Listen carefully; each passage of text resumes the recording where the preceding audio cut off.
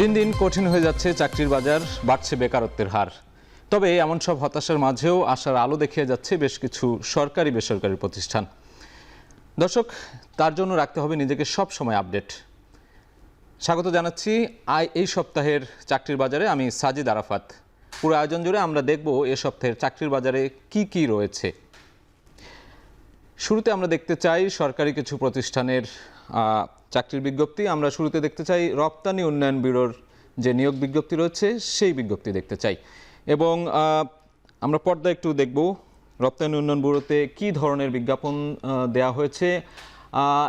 এক নজরে দেখছি রপ্তানি উন্নয়ন ব্যুরো চাকরির ধরন স্থায়ী, প্রার্থীর ধরন নারী এবং পুরুষ, পদ সংখ্যা দেওয়া হয়েছে 44টি, অর্থাৎ কর্মস্থল ঢাকায়, এবং প্রার্থীর বয়স ঠিক করে দেওয়া হয়েছে 18 থেকে 32 বছর পর্যন্ত, এবং আবেদনের নিয়মও কিন্তু বলা হয়েছে এখানে 300 থেকে 300 সাইজের ছবি এবং 300 থেকে 80 সাইজের যে স্বাক্ষর স্ক্যান সেই স্ক্যান করে পাঠাতে হবে।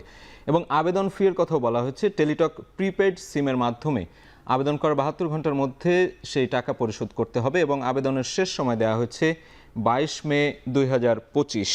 দর্শক, দেখছিলাম সরকারি প্রতিষ্ঠান রপ্তানি উন্নয়ন ব্যুরোর যে চাকরির বিজ্ঞপ্তি দেওয়া হচ্ছে সেই বিজ্ঞপ্তি। এ পর্যায়ে আমরা আরেকটি সরকারি প্রতিষ্ঠানের চাকরির বিজ্ঞপ্তি দেখে নিতে চাই, সেটি হলো গৃহায়ন ও গণপূর্ত মন্ত্রণালয়। এখানে 18টি পদে 86 জনকে নিয়োগ দেওয়া হবে। আমরা এক পলকে দেখে নিতে চাই বিজ্ঞপ্তিতে কি বলা হয়েছে। প্রতিষ্ঠানের নাম গৃহায়ন ও গণপূর্ত মন্ত্রণালয়, চাকরির ধরন স্থায়ী, প্রার্থীর ধরন নারী পুরুষ, অর্থাৎ নারী পুরুষ উভয়ই এখানে আবেদন করতে পারবেন, এবং কর্মস্থল ঢাকা, এবং বয়স নির্ধারণ করে দেওয়া হয়েছে 18 থেকে 32 বছর পর্যন্ত। আবেদনের নিয়ম, আবেদনের সঙ্গে 300x300 সাইজের যে ছবি এবং 300x80 সাইজের যে স্বাক্ষর স্ক্যান করে যুক্ত করতে হবে, সেই নিয়মের মধ্যেই কিন্তু সবাইকে আবেদন করতে হবে। আবেদন ফি এর যে বিষয়টি আমরা আগের বিজ্ঞপ্তিতে দেখছিলাম সেই একই, অভিন্ন। টেলিটক প্রিপেড সিমের মাধ্যমে 72 ঘন্টার মধ্যে পাঠাতে হবে, এবং আবেদনের শেষ সময় দেখছি আমরা 14 মে 2025। দর্শক, দেখছিলাম দুটি সরকারি প্রতিষ্ঠানের যে এ সপ্তাহে নিয়োগ বিজ্ঞপ্তি দেওয়া হয়েছে, সেই নিয়োগ বিজ্ঞপ্তির সবশেষ যে আবেদন প্রক্রিয়া, সেই আবেদন প্রক্রিয়া। পরের যে শিল্প প্রতিষ্ঠান রয়েছে কর্ণফুলী গ্রুপ, সেই কর্ণফুলী গ্রুপের এই সপ্তাহের আমরা দেখে নিতে চাই আবেদন প্রক্রিয়া কেমন হবে। তারা যে বিজ্ঞপ্তি দিয়েছে, শীর্ষস্থানীয় যেই শিল্প প্রতিষ্ঠান কর্ণফুলী গ্রুপ, সেখানে পদের নাম দেওয়া হচ্ছে অ্যাসিস্ট্যান্ট ম্যানেজার, ডেপুটি ম্যানেজার। পদ সংখ্যা 1 জন। শিক্ষাগত যোগ্যতা চাওয়া হয়েছে স্নাতক বা সমমান, এবং অভিজ্ঞতার জায়গায় 5 বছরের অভিজ্ঞতা চাওয়া হয়েছে। চাকরির ধরন ফুল টাইম, প্রার্থীর ধরন নারী পুরুষ, অর্থাৎ নারী পুরুষ উভয়ই এখানে আবেদন করতে পারবেন, এবং বয়স সীমা দেওয়া হয়েছে 35 বছর। কর্মস্থল দেওয়া হয়েছে খুলনা, অর্থাৎ আমরা আগের যেই বিষয়গুলো দেখছিলাম, আগের দুটি নিয়োগ বিজ্ঞপ্তিতে ঢাকা ছিল, এটি কর্মস্থল কিন্তু খুলনা, এবং বেতন নির্ধারণ করে দেওয়া হয়েছে 30,000 থেকে 40,000 টাকা পর্যন্ত, এবং আবেদনের শেষ সময় দেখতে পাচ্ছি আমরা 1 মে 2025, অর্থাৎ দেশের শীর্ষস্থানীয় একটি শিল্প গ্রুপের আবেদন প্রক্রিয়া দেখছিলাম। পরবর্তীতে যেতে চাই শীর্ষস্থানীয় শিল্প প্রতিষ্ঠান আরএফএল গ্রুপ। আরএফএল গ্রুপ কী ধরনের পদে কী ধরনের জনবল নিয়োগ দিচ্ছে সেই প্রক্রিয়াটি দেখব আমরা। প্রতিষ্ঠানের নাম আরএফএল গ্রুপ, বিভাগের নাম এক্সক্লুসিভ শোরুম, পদের নাম সেলস এক্সিকিউটিভ, অর্থাৎ তাদের শোরুমে সেলস এক্সিকিউটিভ লাগবে, সেই বিজ্ঞপ্তি কিন্তু তারা দিয়েছে, এবং পদ সংখ্যা নির্ধারিত নয়। শিক্ষাগত যোগ্যতা চাওয়া হয়েছে স্নাতক বিবিএ, অভিজ্ঞতার প্রযোজ্য নয়, এবং বেতন আলোচনা সাপেক্ষে, এবং আবেদনের শেষ সময় 17 মে 2025। দর্শক, দেখছিলাম বেশ কয়েকটি সরকারি বেসরকারি যে প্রতিষ্ঠানগুলো রয়েছে তাদের যে নিয়োগ বিজ্ঞপ্তি এ সপ্তাহের, সেই নিয়োগ বিজ্ঞপ্তিগুলো দেখছিলাম, এবং তারা কী ধরনের জনবল চেয়েছে সেই বিষয়গুলো আমরা দেখছিলাম। এ পর্যায়ে নিতে চাই একটি বিরতি, আমরা ফিরবো একটু পরেই। দেখছেন চাকরির বাজার, এ পর্যায়ে নিচ্ছে একটা বিরতি। দর্শক, এই পর্যায়ে কালার এক্সপার্ট, জর্জ স্যাপ এবং মাইল্ড অন হ্যান্ডস টেকনোলজি সমৃদ্ধ অরিক্স ক্রিস্টাল ওয়াশ আপনার লন্ড্রি এক্সপার্ট দিয়েছে। দেখে আসতে চাই শুরুতেই প্রাইম ব্যাংক পিএলসি লিমিটেড, তাদের যে জনবল নিয়োগের বিজ্ঞপ্তি সেটি আমরা দেখতে চাই।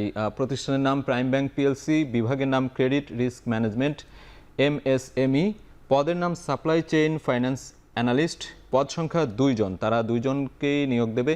শিক্ষাগত যোগ্যতা চাওয়া হচ্ছে স্নাতক, এমবিএ, এমকম কিংবা স্নাতকোত্তর, অর্থাৎ যে কোনো একটি ডিগ্রি থাকলেই এখানে আবেদন করা যাবে, এবং অভিজ্ঞতা চাওয়া হয়েছে 5 বছর। বেতন আলোচনা সাপেক্ষে।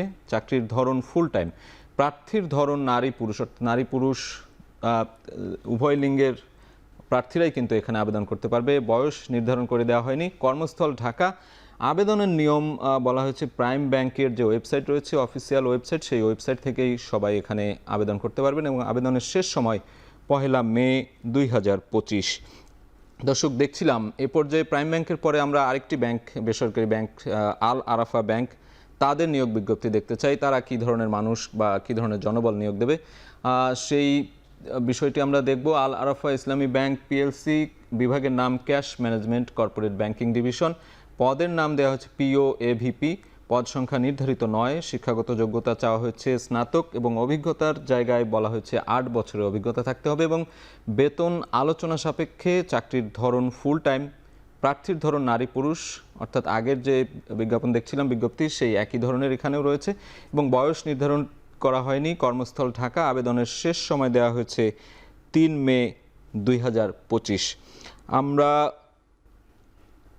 আরেকটি দেখতে চাই এ পর্যায়ে যে একটি বেসরকারি উন্নয়ন সংস্থা, আন্তর্জাতিক উন্নয়ন সংস্থা, যুক্তরাজ্য ভিত্তিক, যেটি অ্যাকশন এইড নানান ধরনের কাজ করে থাকে। তারা বিভিন্ন ধরনের প্রজেক্ট ভিত্তিক কাজ করে। আমরা এই পর্যায়ে দেখে নিতে চাই প্রতিষ্ঠানের নাম অ্যাকশন এইড বাংলাদেশ, বিভাগের নাম পিপল অ্যান্ড কালচার অপারেশনস, পদের নাম অ্যাসোসিয়েট অফিসার, পদ সংখ্যা দেওয়া হচ্ছে 1 জন। শিক্ষাগত যোগ্যতা চাওয়া হচ্ছে স্নাতক এবং অভিজ্ঞতা 2 বছরের। বেতন নির্ধারণ করে দেওয়া হচ্ছে, অর্থাৎ আগের বেতন কাঠামোগুলো আমরা দেখছিলাম আলোচনা সাপেক্ষে কিংবা কোনো জায়গায় দেয়া ছিল না, তবে এখানে উল্লেখ করা হচ্ছে 59,168 টাকা। চাকরির ধরন চুক্তিভিত্তিক, যে বিষয়টি বলছিলাম যে বেসরকারি উন্নয়ন সংস্থাগুলো বেশিরভাগই চুক্তিভিত্তিক নিয়োগ দিয়ে থাকেন বিভিন্ন সময়, সেরকম একটি বিজ্ঞাপন আমরা দেখছি এখানে। প্রার্থীর ধরন নারী পুরুষ উভয় এখানে আবেদন করতে পারবে। বয়স নির্ধারণ করা হয়নি। কর্মস্থল ঢাকা। আবেদনের শেষ সময় 22 এপ্রিল 2025। দর্শক, দেখছিলাম আমরা বিভিন্ন কর্পোরেট, এনজিও কিংবা সরকারি বেসরকারি যে চাকরির বিজ্ঞপ্তি, সেই বিজ্ঞপ্তিগুলো এই পর্যায়ে নিতে চাই। আরেকটা বিরতি, ফিরে আসছি কিছুক্ষণ পরেই।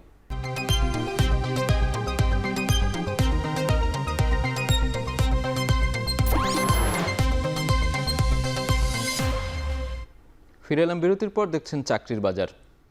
দর্শক, চাকরির বাজারের প্রতি পর্বে বান্ডেল থাকলে প্রতি সেনমানিতে টাকা বাঁচবে। আজ আমাদের সঙ্গে বিকাশ সেনমানি বান্ডেল কিনে জিতুন প্রতি লেনদেনে। সিনিয়র ডিরেক্টর এবং head of HR Nurullah Mamun Chowdhury, কথা বলবো তার সাথে। নুরুল্লাহ মামুন চৌধুরী, আপনাকে স্বাগত। অনেক ব্যস্ততার মধ্যেই আমাদের এই আয়োজনে আসছেন আপনি এবং নিশ্চয়ই আজকে অনেক কিছু বলবেন, পরামর্শ দেবেন চাকরি সংক্রান্ত বিষয়ে। আপনাকে স্বাগত আমাদের স্টুডিওতে। ধন্যবাদ। শুরুতে জানতে চাই, আপনি দীর্ঘদিন ধরে এইচআর ডিভিশনে, এইচআর সেক্টরে আছেন।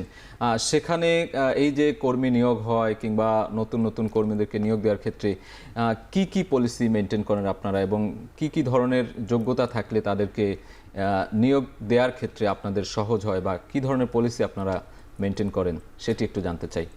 ধন্যবাদ। যে কোনো অর্গানাইজেশনের কিন্তু একটা রিক্রুটমেন্ট পলিসির মাধ্যমে এটা নিয়ন্ত্রিত হয় এবং প্রতিটি অর্গানাইজেশন তার সেই পলিসির মাধ্যমেই সেটা এক্সিকিউট করে থাকে।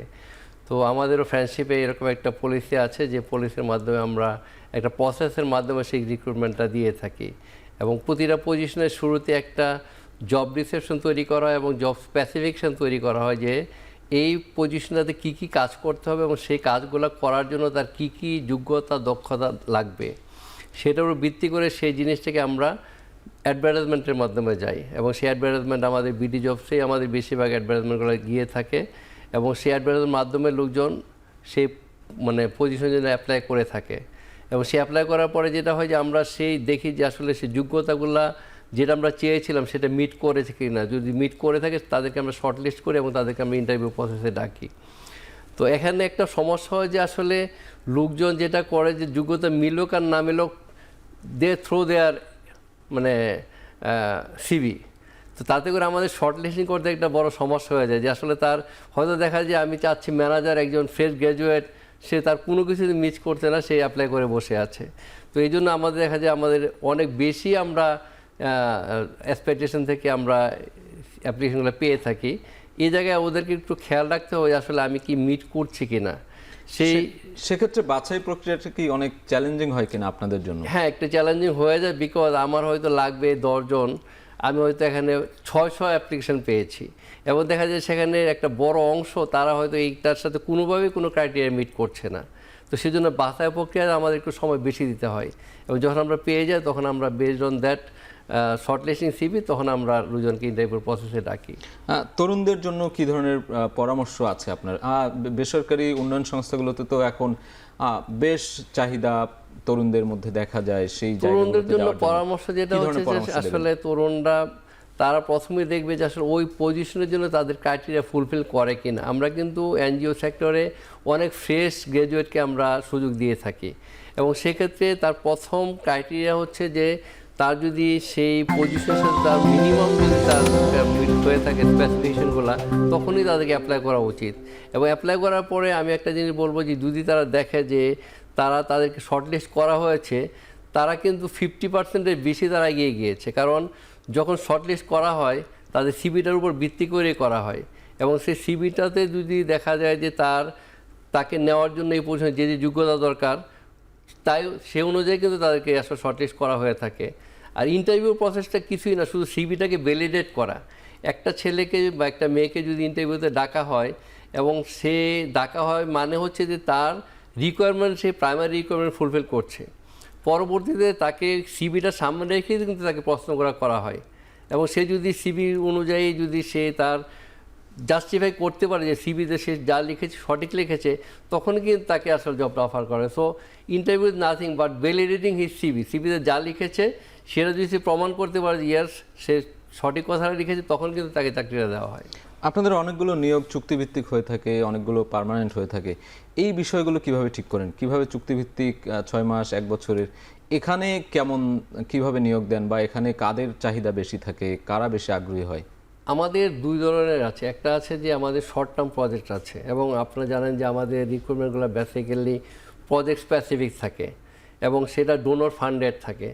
সেই ডোনরের টাইমলাইন অনুযায়ী কিন্তু আমরা চুক্তিভিত্তিক নিয়োগ দিয়ে থাকি। তারা কি পরবর্তীতে পার্মানেন্টলি রিক্রুট হয় বা হওয়ার সুযোগ আছে? এটা দুইটা ব্যাপার। একটা হচ্ছে আমাদের কিছু সেন্ট্রাল সার্ভিস পজিশন থাকে, যেমন অ্যাডমিন, ফিনান্স, HR বা পার্টনারশিপ ডেভেলপমেন্ট, বিভিন্ন পজিশন থাকে, বিভিন্ন সেক্টর থাকে, CSO থাকে। সেখানে যদি দেখা যায় যে এই পজিশনগুলো আসলে লং টার্মের জন্য, তখন আমরা তাদেরকে পার্মানেন্ট এমপ্লয়মেন্ট দিই। আর যদি থাকে যে হ্যাঁ এই পজিশনটা রিনিউয়েবল, তখন আমরা বলে থাকি যে এটা 1 বছরের জন্য, দেন পরবর্তী ফান্ড রিঅ্যাসিউড হওয়ার মাধ্যমে সেটা আবার এক্সটেনশন করতে থাকে, এবং দেখা যায় সেটা বছরের পর বছর চলতে থাকে। যেমন 17 সাল থেকে প্রজেক্ট শুরু হয়েছে, এটা হয়তো 24, 25, 26 চলতে আছে। কিন্তু ব্যাপার হচ্ছে যে যেহেতু আমাদের 1 বছর বা 2 বছরের কমিটমেন্ট থাকে, এর বাইরে আমরা অ্যাপয়েন্টমেন্ট দিতে পারছি না। কারণ এর বাইরে যদি দেই, তাহলে আর যদি ডোনর যদি ফান্ড না দেয়, তাহলে কিন্তু আমরা তাকে কন্টিনিউ করতে পারছি না। সো সেজন্য ওই ফান্ডিং প্রজেক্টটা অনুযায়ী তাদেরকে আমরা চুক্তিভিত্তিক নিয়োগটা দিই। আর একটি বিষয় জানতে চাই, আপনি একই সঙ্গে সিনিয়র ডিরেক্টর এবং হেড অফ HR, আমি যদি ভুল না করে থাকি এই সংস্থার আগে আপনি অনেকগুলো জায়গা পেরিয়ে এসেছেন HR ডিপার্টমেন্টের, সেই জায়গা থেকে আপনার অভিজ্ঞতা অনেক।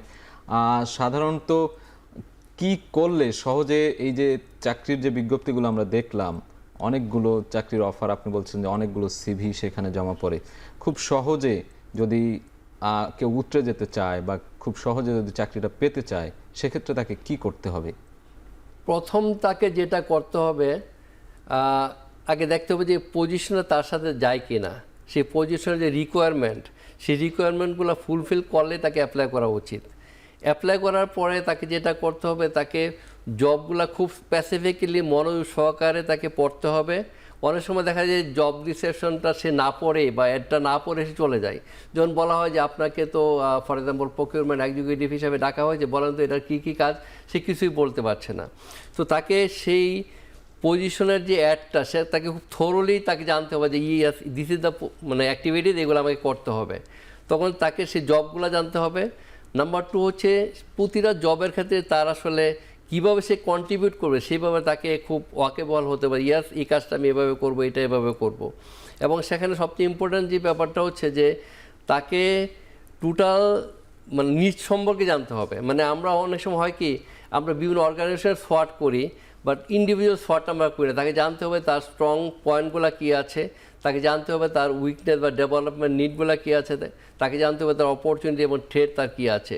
তো নিজকে যদি সে ভালোভাবে জানে এবং সেই জানাটার উপর ভিত্তি করে যদি সে কথা বলে, তাকে সে কনফিডেন্টলি সে ইন্টারভিউটা হ্যান্ডেল করতে পারবে। সবশেষে একটু জানতে চাই যে এখনকার চাকরির বাজার কেমন দেখছেন ঠিক এই মুহূর্তে? আমরা যদি বলি 24 পরবর্তী গণ অভ্যুত্থানের পর কি ধরনের পরিবর্তিত অবস্থায় এখন সেই জায়গাগুলো কি ক্রিয়েট হচ্ছে কিনা চাকরির কোনো জায়গায়? বিভিন্ন সরকারি বেসরকারি প্রতিষ্ঠানগুলো কি নিয়মিতভাবে নিয়োগ প্রক্রিয়া এখনো চালু রয়েছে কিনা, কোথাও কোনো ব্যত্যয় ঘটছে কিনা, আপনার কাছে কি মনে হয়? সেটা মোটামুটি চালু আছে, বা একটা জিনিস আপনারা জানেন যে ইউএসআইডি তাদের ফান্ডিংটা বন্ধ করেছে, অ্যান্ড ইউর পার্টিকুলার যারা ইউএসআইডি ফান্ডেড ছিল তারা একটু ডিফিকাল্টিস ফেস করছে এবং তাদের অনেকের হয়তো আসলে চাকরি যাওয়ার একটা কারণ হয়ে দাঁড়িয়েছে। অন্যান্য ফান্ডের ক্ষেত্রে তেমন কোনো বড় ধরনের পরিবর্তন এখনও আসে নাই, বাট 26 সালের পরে যদি আমরা ডেভেলপমেন্ট কান্ট্রিতে চলে যাই তাহলে হয়তো কিছুটা আসতে পারে, বাট এই মুহূর্তে আমরা ওইরকম দেখছি না। এখন অনেক দাতা সংস্থা তাদের ফান্ড কন্টিনিউ করছে, টাকা আসছে, এবং ডিপেন্ড করে বিশেষ করে এনজিওদের যে আসলে ফান্ডিংয়ের উপরই ডিপেন্ড করে আসলে আমরা এমপ্লয়মেন্টের অপরচুনিটিটা স্টিল আমরা দেখতে পাচ্ছি না, অপরচুনিটি আছে এবং আমরা প্রতিনিয়তই আমরা কিন্তু রিক্রুটমেন্টটা কন্টিনিউ করে যাচ্ছি। জি, অনেক ধন্যবাদ আপনাকে আমাদের সঙ্গে ব্যস্ততার মধ্যেও যুক্ত হওয়ার জন্য। থ্যাংক ইউ আপনাদেরকে। এবং দর্শক, এতক্ষণ সাথে থাকার জন্য সবাইকে অসংখ্য ধন্যবাদ। দেখা হবে পরবর্তী সপ্তাহে নতুন কোনো অতিথি নিয়ে। তবে আপনার কোম্পানির যে কোনো নিয়োগ বিজ্ঞপ্তি প্রচারের জন্য আমাদের সাথে যোগাযোগ করুন, এবং যারা চাকরির জন্য আবেদন করতে চাচ্ছেন তারা আমাদের ইমেইলে আপনার সিভি পাঠিয়ে রাখুন। আপনার কোম্পানি বা প্রতিষ্ঠানের নিয়োগ বিজ্ঞপ্তি এবং সিভি পাঠানোর ঠিকানা চাকরিরবাজার@এখন.tv। শেষ করছি আজকের চাকরির বাজার। এখন টেলিভিশন ওয়েবসাইটে দেখতে ভিজিট করুন www.এখন.tv। ফেসবুকে দেখতে ভিজিট করুন facebook.com/tv.এখন। এছাড়া ইউটিউবে দেখতে ভিজিট করতে পারেন youtube.com/c/echontv।